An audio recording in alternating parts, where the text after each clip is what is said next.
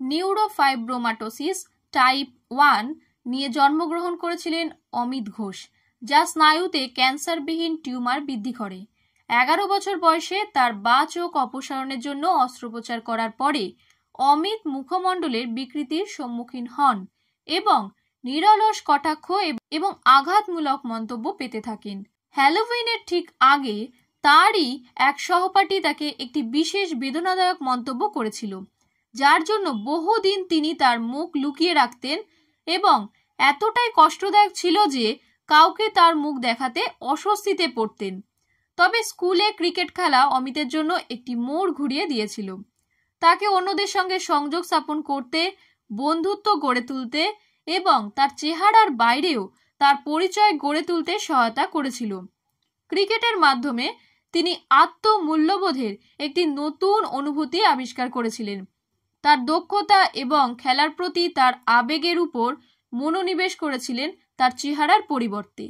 মুখের গঠনের জন্য রাস্তায় বেরোলেই বহু অভিজ্ঞতার শিকারও হন তিনি, যার মধ্যে রয়েছে অবিরাম তাকানো, আঙ্গুল দেখানো এবং পথচারীদের ফিসফিস করে বলা মন্তব্য। বার্মিংহামের 35 বছর বয়সী ভারতীয় বংশোদ্ভূত ব্যক্তি অমিত ঘোষ অভিযোগ করেছেন যে লন্ডনের একটি ক্যাফেতে তাকে তার চেহারার কারণে পরিষেবা দিতে অস্বীকার করা হয়েছিল। অমিতের একটি বিরল জেনেটিক রোগ রয়েছে যা মুখমণ্ডলের বিকৃতি ঘটিয়েছে। ঘটনাটি বর্ণনা করতে গিয়ে বলেন, তিনি যে ক্যাফেতে গিয়েছিলেন সেখানে অন্য ক্রেতারা তার দিকে এমন করে তাকিয়েছিল যেন তারা ভূত দেখছে। সেই অবস্থায় ওই ক্যাফে যারা পরিষেবা দিচ্ছিলেন তারা অমিতকে জানান যে তারা কোনোভাবেই অমিতকে পরিষেবা দিতে পারবে না, কারণ তার মুখটি নাকি ভূতের মতো দেখতে। অবশ্য অমিতের স্ত্রী পিয়ালির সমর্থনে অমিত নিজেকে গ্রহণ করতে শিখেছিলেন এবং সোশ্যাল মিডিয়ায় তার গল্প শেয়ার করার সাহস পেয়েছিলেন। প্রাথমিক দ্বিধা সত্ত্বেও তিনি 2023 সালে একটি টিকটক অ্যাকাউন্ট চালু করেছিলেন, যা দ্রুত 2 লক্ষ ফলোয়ার্স হয়েছিল এবং লক্ষ লক্ষ লাইক পেতে শুরু করেন।